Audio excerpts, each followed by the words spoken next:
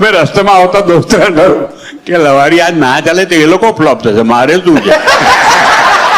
હવે મને લાગે છે સર કે ચેટ જીપીટી તમારું શું બગાડી લેવાનું હતું.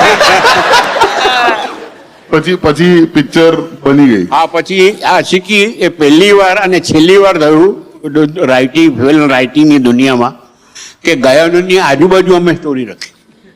તમે લોકો બી રાઇટર છો, તમે ફિલ્મ લખી છે તો પહેલા સ્ટોરી લખો, સ્ક્રીન પ્લે કરો, પછી ગાયનો મૂકો ને કે અહીંયા આ ગાયન, અહીંયા આ ગાયન. અમારે ગાયનો હતા એની પહેલા શું થશે, એ પછી શું થશે, એ બધું નક્કી કરવાનું હતું. ક્રેઝી. આ તો ગજબ ટેલેન્ટ કહેવાય. 8 ગાયનો નાખ્યા. હું રહેમાન સાહેબ ને કહું કે તમને 8 ગીતો મોકલે રેન્ડમલી આમ. હા, મોકલે આપણે લખી નાખશું.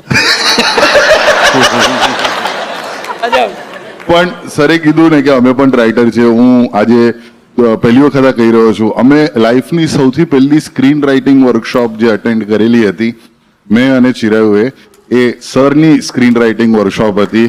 અને 2016 હતું.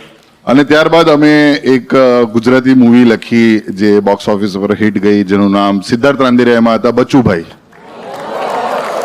તો સર બધું 2016 જે મહેનત કરીએ એનું ફળ મને આજે મળે છે. આ લોકો 10 વર્ષ પછી બોલાવ્યો મને. નાના સર, અમને અહીંયા પહોંચતા એટલો ટાઈમ લાગી ગયો. વિચાર કરો, હજી 2 પિક્ચર લખ્યું હોત તો કેટલા વર્ષે નંબર આવતા.